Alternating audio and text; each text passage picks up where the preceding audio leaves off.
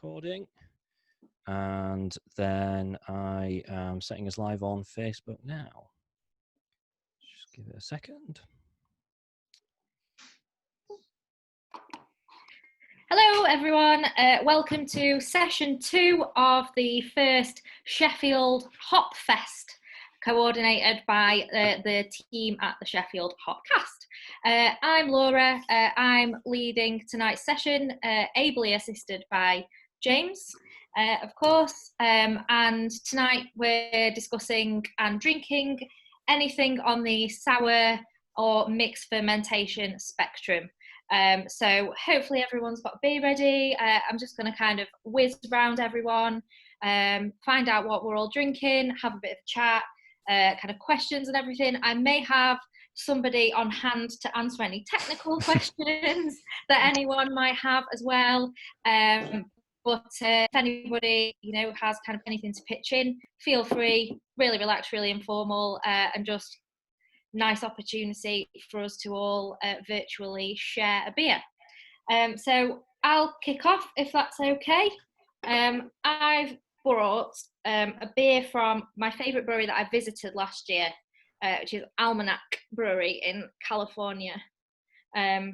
They're based in Alameda, which is like a little offshoot near San Francisco, on a really, really weird kind of abandoned army base, some kind of military base, where it's just miles and miles of empty buildings in various stages of dilapidation, and you kind of walk for about a mile off the bus and just come across a building absolutely stuffed full of a huge brewery. They've got quite a big clean side in there now as well. They've had quite extensive expansion, but they've also got an absolutely incredible barrel store and fooder project, and all sorts of things. So this beer is a 7.2% blonde ale, aged in wine barrels with apricots and cherries. So pretty excited to try this one. I'll just kind of come round in kind of the order that I can see you on the screen, just so I don't forget anyone, hopefully. And if you just want to tell us what beer you've brought, a little bit about why you've brought it. Please don't feel like you've got to wait until I get to you to start drinking it. If you want to provide like tasting notes and that sort of thing, all very welcome. So I'll go that way around from myself. So Declan, you're up first. I thought you might say that. I brought 2 beers because I'm indecisive, but also they're both fairly common. So I thought other people might have them, so I didn't want to have the same as someone else. So I brought a backup. So the first one I brought was Duchesse de Bourgogne, if I'm saying that right, which people have seen before. So it's a kind of classic sour Flanders red, isn't it? Flemish beer. It's the first beer I ever bought or ever drank. It was a sour beer, kind of unashamedly sour beer that I enjoyed. And I got it in a bar in Cardiff when I was studying there.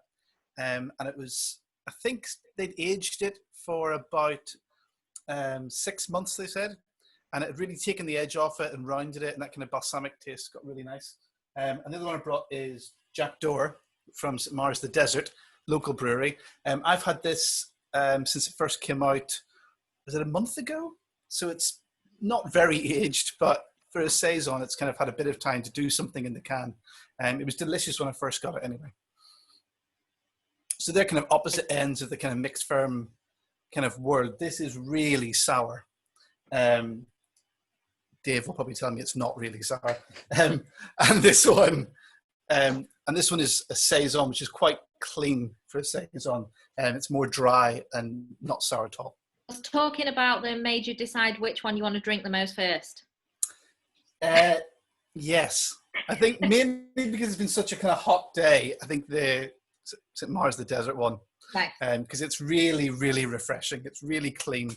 I love the kind of peppery dryness of saisons when it's hot. It's a really good summer beer. Great stuff. Thank you.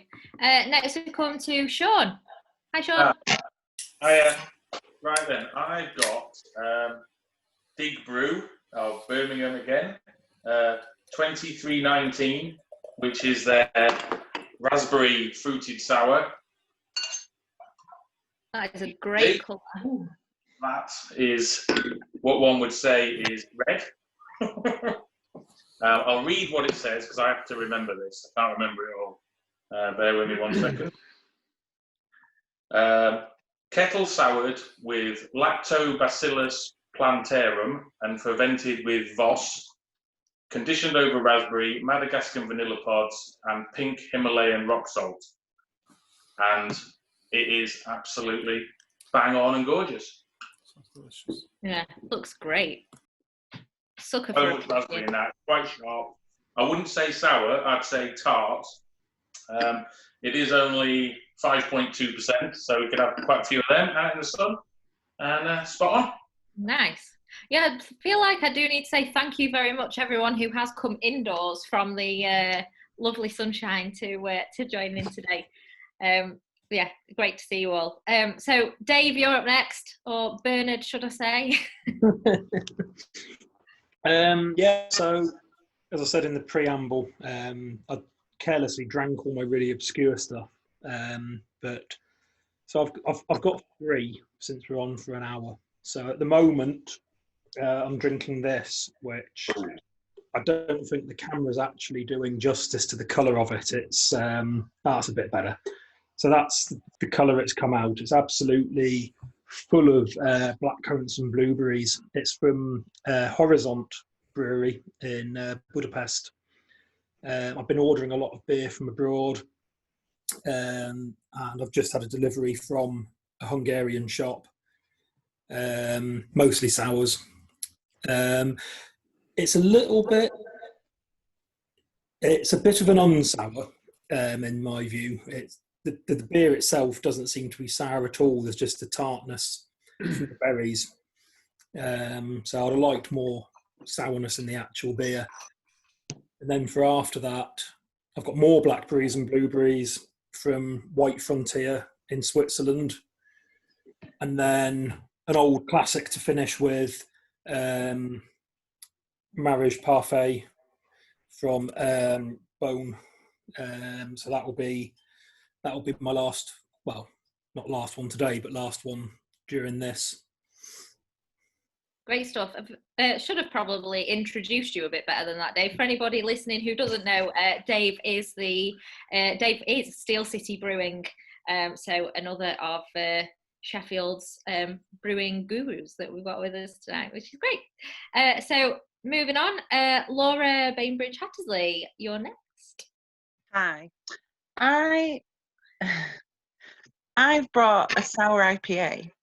So because I thought I've got like a salad drawer full of little project and kernel and stuff, and I thought people might bring that stuff. So I just thought, basically I went to the shop and thought, what's there, and I've ended up with this from Mason's and Over Hot Brew, and it's a collab. It's called Cripster. It's a sour IPA with passion fruit. That can's bonkers. The can is bonkers. It's like a skull with like hops coming out of its eyes. It's pretty metal, but colourful. Bit like myself, maybe. What a lame thing to say. Anyway, so I've never tried it before. Nice. Could be great. Could be wank. We'll find out. We'll look forward to finding out in a little moment. Nath, you're next. Hey, so I've got it's another classic. It's the Rodenbach Grand Cru, which I think for me was my sort of gateway into sour beer. Really, I went to Belgium in 2016, and I fell in love with this beer and sort of fell in love with the style. And obviously, I don't know if you can tell, whether it is a sort of slightly older packaging. I did actually buy this when I was in Belgium in 2016, so it's been sat on the shelf for quite a few years. Yeah, really nice. I think the age has taken off the sort of sourness a bit. It's a little bit sweeter. It's a bit more muted, but still really, really enjoyable. Really enjoying it. Oh, great stuff. We've got another familiar face who joined us last night as well, who has also already been a guest on the Hopcast. Welcome back, Simon. Hello, thank you. Can you hear me all right? Yep. Yeah. Oh, good. Right, I've got something that's almost like, I suppose you could call it a supermarket lambic, because I think this is available in Waitrose, bizarrely enough. This and the Creek, I think, are available in Waitrose. So Bone Oud Goose. This is kind of 7% lambic. I kind of don't drink that much of this kind of stuff, so this has kind of been sat in the cupboard or the fridge or garage or wherever it was for quite some time, and I thought tonight seemed a good opportunity to crack it open. And then I've cracked it and go, wow, this is really good. Why have I just kind of not drunk it for a year? So yeah, really, really nice, really dry, really, really dry. And also I thought I would put it in my little Cantillon glass from last year's Swans Day, because we actually had a venue in Birmingham last year. The fabulous Cork and Cage were part of Swans Day last year. So that's what I'm drinking. As I say, don't normally drink too many of these, and it was a toss-up between this and I've still got a can of St. Miles of the Desert Field Mouse's Farewell in the fridge, which I absolutely love, but I thought, no, we'll go with the one that I haven't already had about 3 cans of. So that's my beer. Oh, thank you. I'm really enjoying kind of the variety of places that people have been able to get hold of these beers. I think sours and mixed fermentation in particular are the kind of thing that don't necessarily spring to mind as being a particularly accessible beer style. But, like you say, you can now get that in Waitrose, and I know there's some sour IPAs and fruit sours in Morrison's and all sorts. So that's great to see that people are able to give them a try a little bit more easily. Yeah, get a bit more mainstream. Yeah, definitely. We've just got a bonus cat.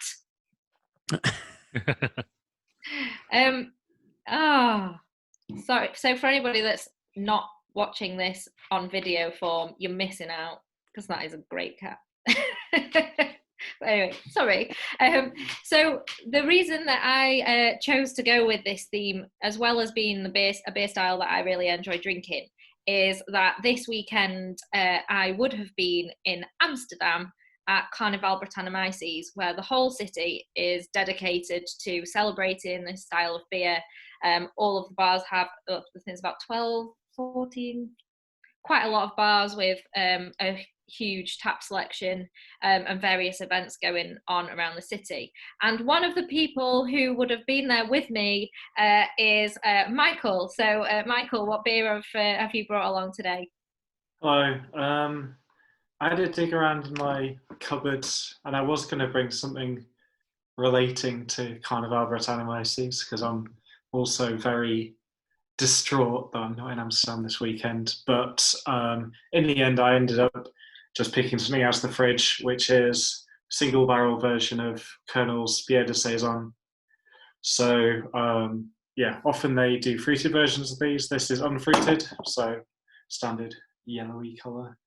But the special thing about this one is that it's all from a single Tuscan red wine barrel, whereas usually these releases feature a blend of barrels and foeders.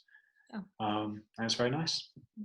I don't think I've ever had an unfruited Bière de Saison, actually, from Colonel. I've had quite a few of the different fruit ones, but I don't think I've tried that.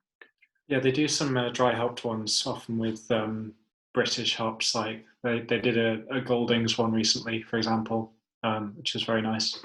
So look out for them. Yeah, we'll do. Catherine and Martin, welcome. Hello. Have you both brought a beer, or have you brought a collective beer, or what have you got for us? We've got a couple of beers that we're just finishing the first one off that we brought along. So I think it's one that people might have already tried quite a bit. It's the strawberry and cucumber sour from Brick Brewery, which I think one of us is enjoying more than the other one. Mine's finished and Catherine's still working on hers. I'm really enjoying it. It's only 3.8%, but it tastes delicious. It is quite sort of I guess halfway between tart and sour. As though it says strawberry and cucumber, it kind of reminds me of those fizzy watermelon sweets, which taste I really like the taste of. I don't know how you'll find it too much. No, it's nice. I'm not like a big sour person. That's good. And then after that, we got gooseberry and elderflower sour from Vault City, and I've not tried anything by them before, so quite looking forward to trying that one next. Oh, nice. I think I've mentioned on a long time ago on the podcast, the brick cans of their sour range. I absolutely love. I think it's my favourite kind of branding that's out there at the moment. Yeah, I'll put it up there. I think that's really nice too. Yeah, so enjoying it. Great. And Lou, you're next. Hello. Okay, so I have a kind of dusky from De Cromme Haring, which are a brew pub in Utrecht. So this is a Mosaic and Simcoe sour IPA as well. It has a yeast I had to look up actually. So Saccharomyces trois, so Bruxellensis, I think. I was expecting it to be a little bit funkier, but it's not really. It's quite a sort of almost like sherbety.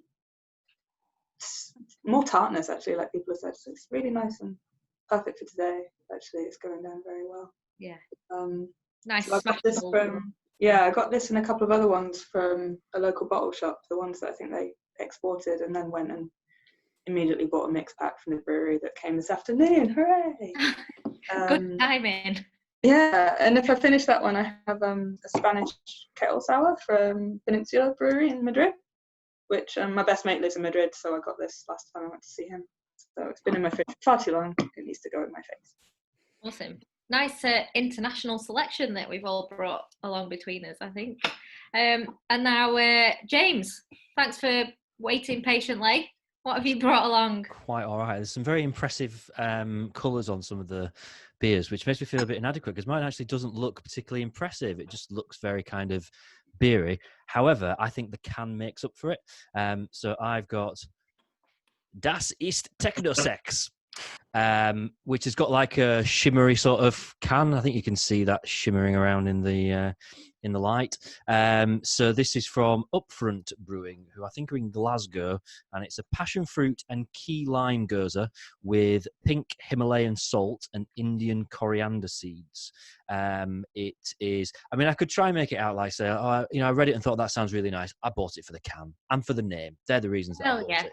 But actually the fact that, so obviously lime, Himalayan salt, the coriander seeds, you kind of feel it's going to be very sour, but the passion fruit really kind of levels it out, and it's almost got kind of like almost like a sweet and sour thing going on. It's really balanced and quite subtle. I thought it would be a bit kind of like a bit of a face smacker, but it's not actually. It's quite gentle and feels like kind of, the back end of a really nice summery day. It just feels perfect. It's actually really, really good.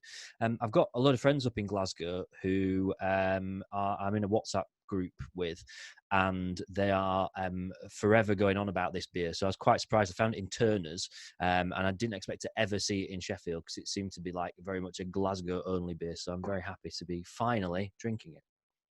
Cool. And it is Sean's just said, is it a Brewdog collaboration? No, it's not. Well, it doesn't say on it that it's a Brewdog collaboration. So just the name rings a bell with something. That's all. Yeah, it mentions Overtone Brewery. So it was brewed by Upfront Brewing at Overtone Brewery. So I'm guessing there's a bit of a cuckoo brew thing going on there. But no mention of Brewdog. Cool. Cool. And last but not least, I've got an extra guest today. This is Jim, my husband and brewer at Abbeydale Brewery, running the Funk Dungeon project that we've got there. So this kind of beer really is his bag. So thought it'd be rude not to let him come along, although he has just spilt his beer all over the table in opening it. So Jim, do you want to go through what you've got? So this is a Little Earth project beer with pineapple weed and gooseberry. And I was pretty comfortable in opening it just randomly on the table because normally every single Little Earth project beer is flat. And so to expect a bit of overcarbonation and fobbing in the bottle took me a little by surprise. But yeah, they're a brewery down Suffolk way, and I'm sure you'll know them and have had many beers from them. But, yeah. Nice. So I know a few of us have just been talking in the chat about the Saccharomyces trois that's in a couple of the beers that we've got today. I think, is that one that used to be classified as a Brett strain? It's been reclassified about 6 years ago. It was isolated as a Brett strain, but it is quite clean and funky. Clean, not very funky when used in primary fermentation. You get lots of fruit from it, and like orange character and tangerine and mandarin and things like that. Or at least I have when I've used it in the past. I think some people's experiences of it differ slightly. But yeah. Great stuff. So now we all know what we're all drinking and we're all happy. Like I mentioned before, I think it's great to see how many sort of different sources we've all been kind of finding these beers from, and how much more accessible they've become. How have people found it kind of throughout lockdown in being able to get hold of the kind of beers that they like to drink? Have you found anywhere new to buy them from? Have you revisited any breweries that you thought, I haven't drank a pint of their beer in so long, that's something I want to try? Or have you discovered any new breweries that you're going to keep in your life long after this is all over? So everyone feel free to weigh in. Well, as I mentioned earlier, I've been ordering from a couple of overseas shops. Fortunately, we can still do that, so it's been really easy to order from Poland and Hungary and Spain. And I've discovered a couple of breweries that I'd not had much from or anything before. So AF Brewing in Russia, who do some absolutely crazy sours, and Coolhead in Finland, the same, absolutely crazy stuff. And the shop in the Netherlands called Beer Dome has all sorts of stuff in, not just Dutch, loads of all over Europe. And I think I got some Brazilian craft, and it's like €10 for shipping, so it's nothing really.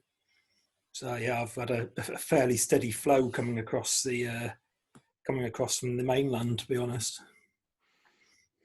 I've seen the photos of some of your bottle hauls, Dave. Suppose if you can't get to those places at the moment, then why restrict yourself in drinking their beer as well? Well, exactly. It's the next best thing, isn't it? Yeah, definitely. Anyone else finding anything else new? I feel like I've been really a bit boring, really, because I've not particularly ventured outside of my sort of normal places for getting beer in Sheffield. But I guess in a way that's kind of like been a positive, the fact that I've been able to do that. But so I didn't move very far, but I moved about half a mile up the road when just before lockdown, so at the start of March, and it sort of meant that I was kind of closer to places that I've not been to before. So I've kind of discovered one or two places to get beer from that I didn't really know about before. So I've not really felt the need to sort of venture all that much further afield, which is a bit of a shame, I guess. Really, I've not particularly been very exciting with my beer choices. Well, I suppose there's been a lot of breweries that have made it so much easier for you to not have to go anywhere as well. Obviously, with the situation as it has been, and so many more doing deliveries and that kind of thing. So it has made it really easy for us all to drink at home, which has been great. And it'll be interesting to see as places start to reopen how kind of our habits change, I suppose, kind of longer term, and whether people are feel confident in going back to the pub or have really been enjoying drinking beers at home as well. So it'll be interesting to see what happens. I would say the main way lockdown has affected my sour beer consumption specifically would be that obviously a lot of the more interesting ones or more sought after ones come in 750ml bottles, and I live by myself, so opening a 750ml bottle of one beer is a commitment. It is something I do from time to time. I'm very happy to drink an entire 750 of nice beer to myself, but can't do it all the time. But I am still buying them. They're just slowly stacking up in my cupboard. So hopefully, once this is over, I can have a nice bottle share with some of them. Yeah. Yeah, I think we've got through a few of our 750ml stash, but I think we've probably bought about double the amount that we've been able to drink in the past few months. So we've definitely got enough to be keeping us going on that side of things. All Day Brewing down in Norfolk, who I've not really seen any beer from before, have released a range about 3 months ago or so of their aged saisons, and often quite high ABVs, starting at about 6.5%, but go up to about 10.5%. But they've been excellent, and normally they're like a cask beer producer locally, but to get those beers, some nice mixed fermentation beers out of them, it's been really good buying direct. And yeah, I think Lou's just mentioned that space can be an issue with these beers. We when we bought our house, we got a 60 bottle wine rack fits in our cellar and lawn for quite a long time because we don't drink very much wine really, but now it's completely full of mainly 750s of saison. So we've done quite well there with our furnishings. So yeah, how's everyone's beers going down? Has anybody got anything particularly stand out? This is going on. I've moved on to another one. What have you got on? So Wild Hag Irish Heather Sour Ale, aged in French and Hungarian oak barrels. So it smells really boozy. Where'd you get that from? This I've had, I think I got it from Brewdog Online about a year ago. So I've had it a while, but oh yeah. Yeah, that's got a lot of nose on it. That's it looks very woody. Very oaky. I'm just looking at it. Yeah. Does the nationality of the barrels make a difference? French and Hungarian? Yeah, absolutely. Taste totally different. Really? I didn't realise like American oak, for example, is way more vanilla-y tasting than European oak. And if you speak to wine nerds, they'll tell you that even barrels from different forests in France taste different. At Carnival Britannicus last year, with Jim and Laura, there was a talk from head brewer at La Sirène Brewing in Australia, and he was saying that he only ages his beer in barrels made by a single barrel maker who only sources his wood from a single forest in France. He won't have anything else. So it does make a difference, yeah. I've still got a La Sirène beer in the cellar actually that I brought back from that event last year. That's one of those that I almost don't want to drink it because I love the beers at the event so much that it's like built up in my head to be this absolutely amazing beer, and haven't quite found the right occasion for it just yet. I think that's one thing that can be really nice with this kind of beer is a lot of them are, sort of an occasion beer, and you feel a bit like you have to have an excuse to crack one open, which I think for us certainly in the past couple of months we've just kind of thrown that by the wayside and like, it's Thursday, let's go for it. But yeah, they do seem to be the kind of beer that can be something quite special. So. It's not something that I know anything about, but it strikes me that the kind of mixed fermentation beers have got such a different palette of flavour compared to your kind of standard beer, that I imagine they are really helpful in pairing with food. Like I said, I know very little about pairing beer with food, but I think the palette of kind of like mixed fermentation beers, specifically tart ones, are more like wine. So I imagine it's easier for sommeliers who I think have been criticised in the past for not really thinking about beer when they pair drinks with food. It might be easier for them to be able to get into pairing mixed fermentation beers with food because they know that palate better. Yeah, definitely. I think I'd agree with that. There's a lot of overlap with the wine world.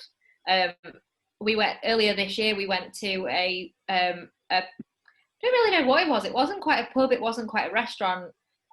Called the Moorcock, that's up near Home Firth kind of way, sort of in the middle of nowhere, but looks like a country pub. Absolutely beautiful old building in, just on a road on its own, that does really, really exceptional food. And you look at that kind of thing and you think, oh, maybe they'll have one beer on or something like that. And they had one of the best beer ranges of any pub I've been in all year, even though I haven't had much opportunity to spend time in pubs.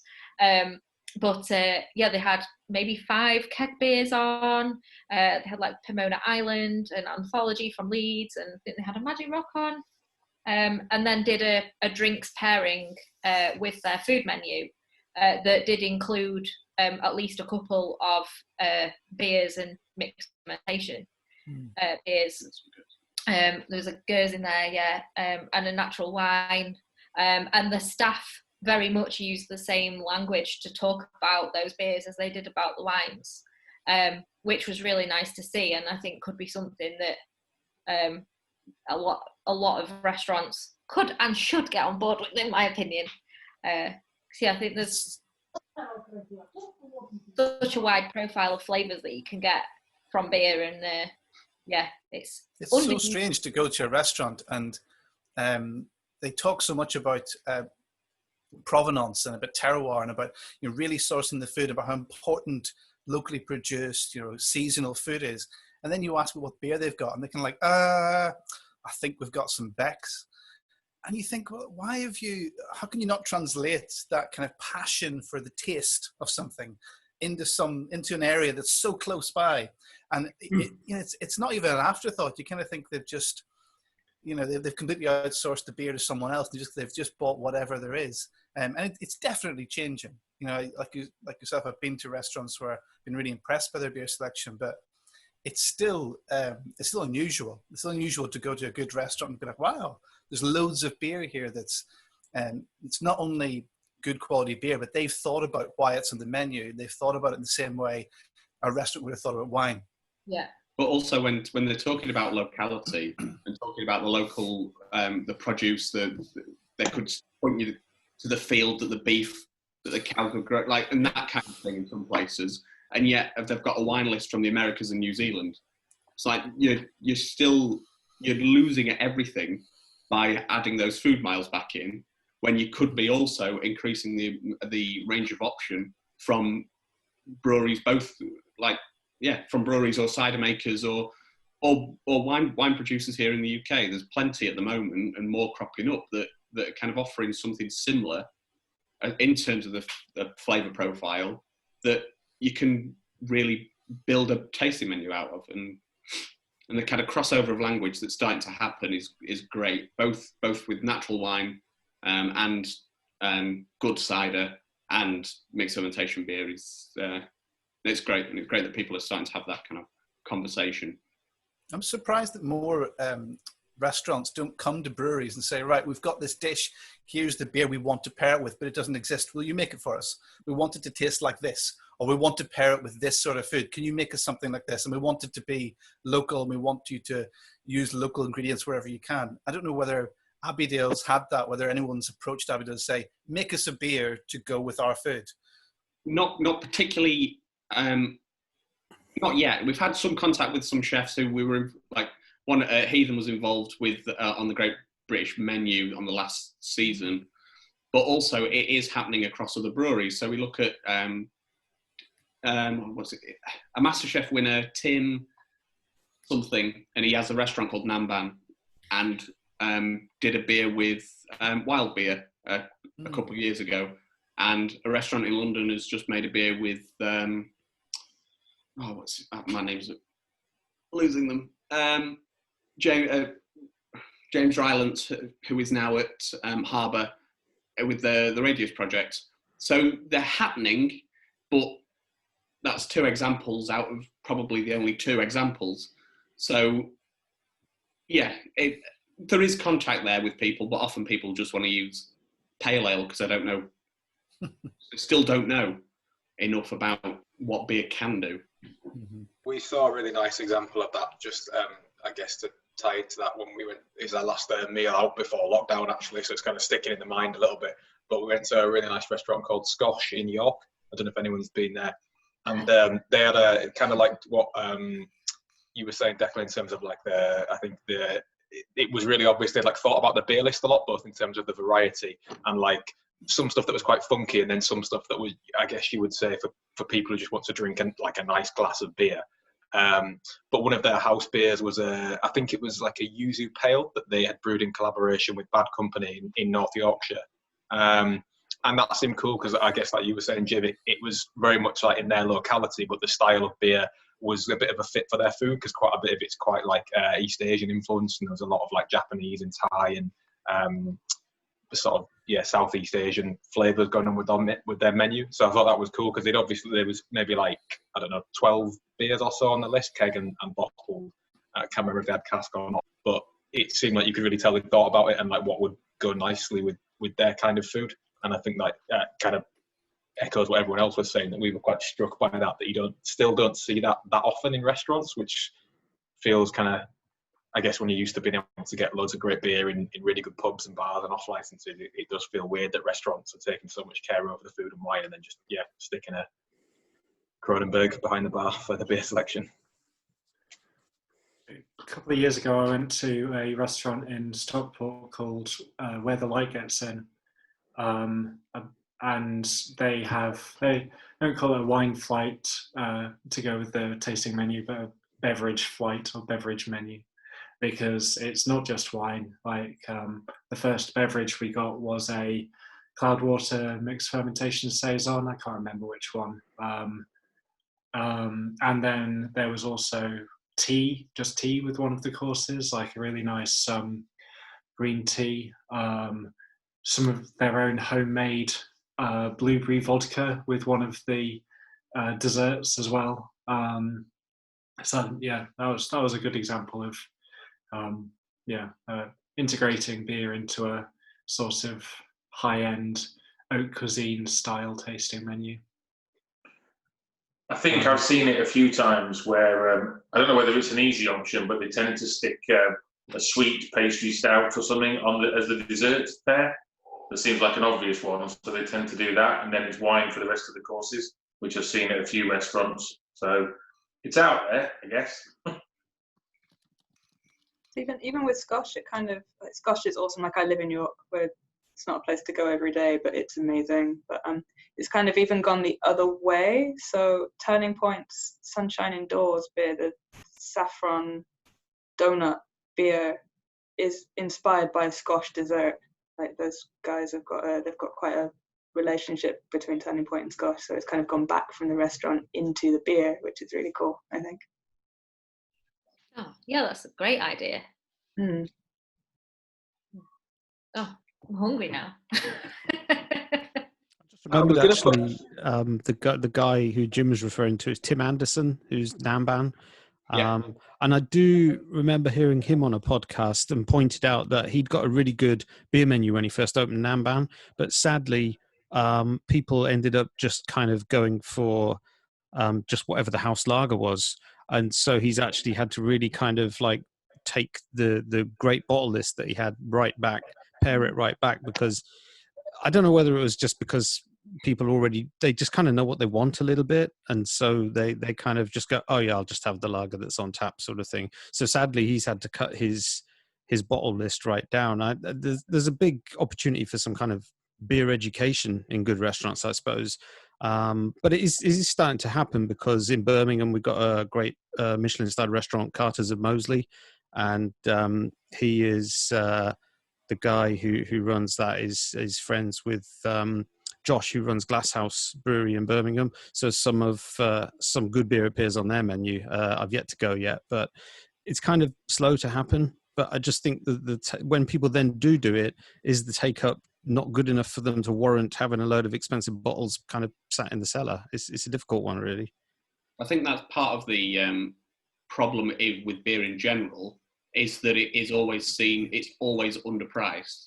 So whether that's from cask beer, people see it that it should be a cheap product when you're kind of not making anywhere near as much money as it should be made. But it's kind of the it's seen as something that you go and have 6 pints of and that's it. But it doesn't really matter. Whereas you're going out to a fancy restaurant, you want some wine, because that's traditionally it's the higher value drink to go with it. Whereas with the mixed fermentation saisons and the beers that take longer to make, they naturally they take 6 months rather than 6 weeks. So you're going to already have a bit of a premium on them, and then the presentation of them, whether that's in 750ml bottles rather than in a pint pot, they're all different ways of elevating and presenting them in a way that a wine drinker at a fancy restaurant might appreciate.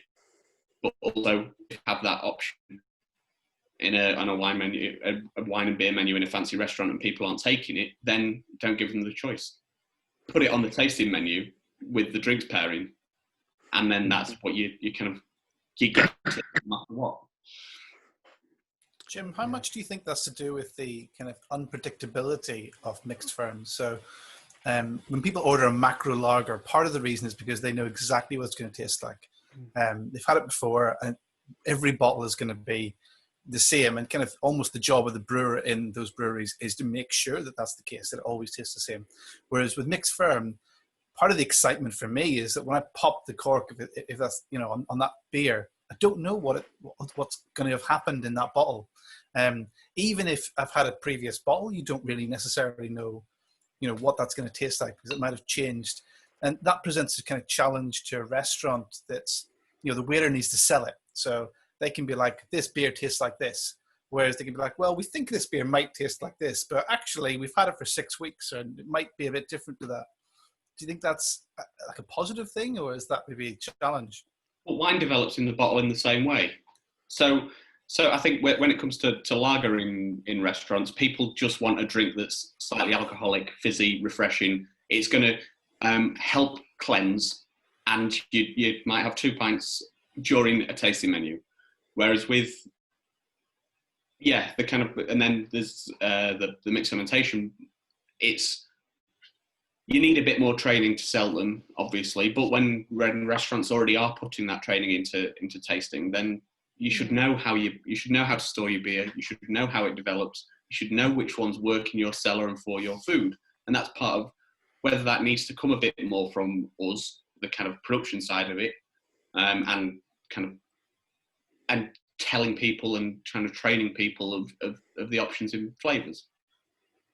I suppose as well, it's like we were saying earlier, that the words that you use to describe mixed beers aren't necessarily words that every beer drinker would have come across. Like horse blanket being the one that is most springing to mind. Leathery. They're words that aren't used by a majority of people who drink.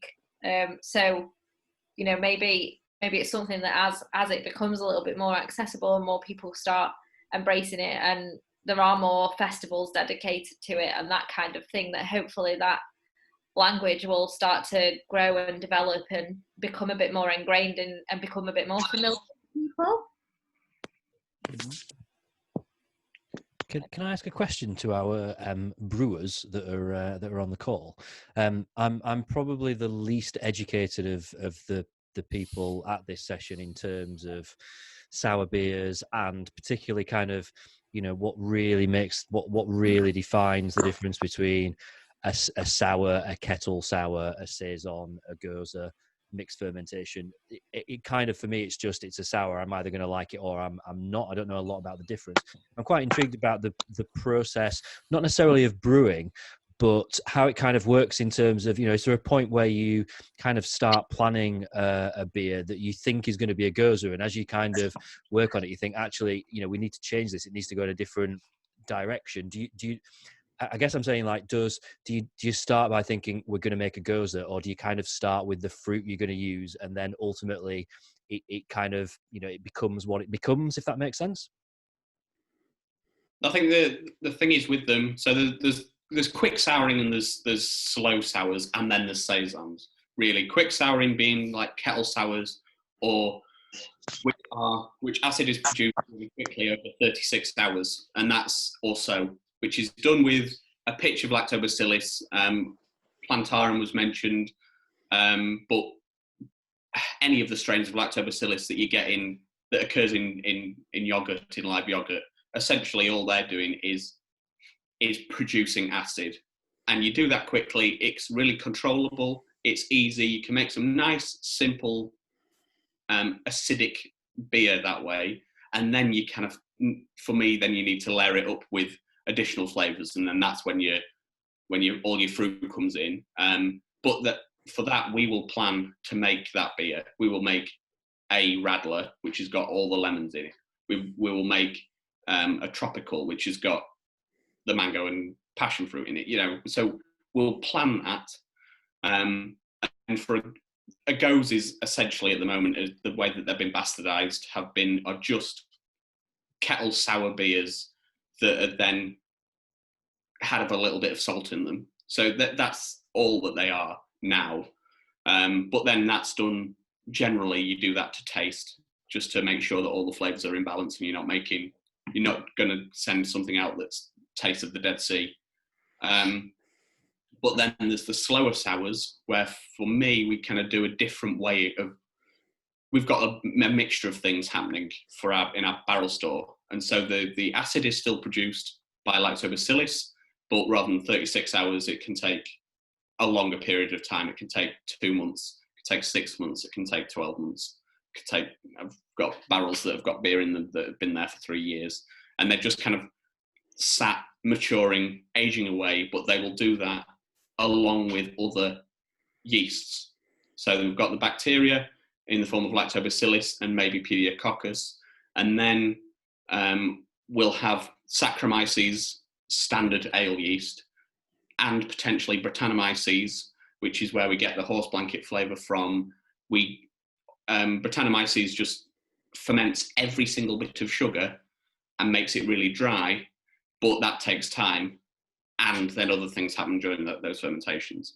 So they're a different process, but to end up with sour beer. And while the end product has got lactic acid in it and alcohol in it, the processes to get there are completely different. I think my favourite analogy for it that really helped me kind of understand why mixed ferm beers can be a little bit less predictable and changeable in flavour was somebody compared Saccharomyces that you would create a clean beer with as being like a dog, and you can train it and you can tell it what to do, and the vast majority of the time it will do it, and you will, as long as you look after it well and train it properly and treat it in the way that it needs to be treated, it will pretty much all of the time do what you tell it to. Whereas Brettanomyces and kind of mixed fermentation and wild beers are like a cat. So you can tell them what to do, and you can have a bit of an indication about how they'll behave, but you don't really know. And you might put them in one situation and they'll roll on their back and let you tickle their belly, and that'll be fine. But the next time they might scratch you, or they might go and shit in your handbag, and you never really know. And so I thought that was quite a nice way of describing it, which has stuck with me pretty well. I think I need to see that in a book somewhere about beer. Yeah, it's a good. But yeah, I think, has anybody got any other questions? I think we're coming towards the end of the session. I was just interested to ask, like, what other people have found with, like, any mates or people that you know that don't really they would say they don't really like beer. It seems it's cool and kind of sounds a bit backwards, but often sours and mixed ferment beers or saisons or whatever seem to be something they actually like more. I guess it links back into what people were saying about natural wine and good cider. So that if people maybe feel like they don't like beer because they don't like what they would see as like the taste of hops or like a traditional like bitterness, something that's like a bit funky or a bit fruity, although you might maybe if it's not a total face melter, but something that's sort of towards the end of the spectrum seems to be something that people can get into, even if they would never normally order like a pint of beer. I don't know, like we found that. Is that something that is common? I've certainly found that most of my friends who've said they don't like beer, they don't like hops. And I've gone in with the classic gateway of sours, and then a lot of them have now ended up on pastry stouts. And it turns out they just want sweet, fruity beers. That it's the hops they don't want. But there's plenty of beers that aren't, bitter or flowery, so it's worked out all right, I guess. Cool. I think yesterday we did a quick little whiz round and everybody scored their beer out of 10. I don't think we've quite got time to do that, but what we can do is if I get everyone to do a thumbs up, it was okay, or a thumbs down, and I'll do a quick count for the benefit of anyone listening and not watching the video. So can I see those thumbs, please? Mine's a 10. Oh, everybody like their beer! Yay! That makes me happy. We also need to get our now traditional, if you can call something that we've been doing for 3 months traditional. Laura's ready already, and get a little screenshot of us all drinking our beer. James, I don't know how to take this picture. Please may you do it. Yeah, absolutely. Everyone just needs to just hold their cans, and if you still got any beer left, if you want to hold your glass up at the same time, that's fine. And everyone smiles at the same time. And that's fine. Then we take a screenshot from the video afterwards, you see. It's not that high-tech, to be fair. I never knew that was how we did it. But thank you ever so much to everyone for joining us. If you have any questions following the session or anything that you think of, obviously, please do feel free to get in touch with us. We've already had 2 sessions. So James was yesterday evening with his Loud and Proud beers. And then coming up in an hour's time, Adam is leading a strong beer session, 6% plus. So hope you all enjoy if you've got something big to go for after you've finished on your sours. And then finally, to round off the weekend, Sean is taking us through Stout Sunday at 6 p.m. tomorrow. So we'll be chatting about that on that one then. So I think is there still spaces on those, James, if anybody does want to join on? I think there's literally 1 space left on Stout Sunday tomorrow. So if you want to do that, go, grab the ticket. And there actually are spaces left for the session in an hour. But unfortunately, I think that the Eventbrite has closed for that now. So if anyone hasn't got one for that and does want to attend, just find us on Twitter at Chef Hopcast. Just drop a DM through and I'll send you the link through for that, because we have got space. It's just the tickets, I think, go off sale. I think it's 2 hours before, just so we can keep an eye on numbers. Great. Well, thank you ever so much for joining us, everyone, and hope you all have a great rest of the weekend. Thanks very much. Cheers. Cheers. Thanks, Thank Laura. you. Thanks, Jim. Thanks, James.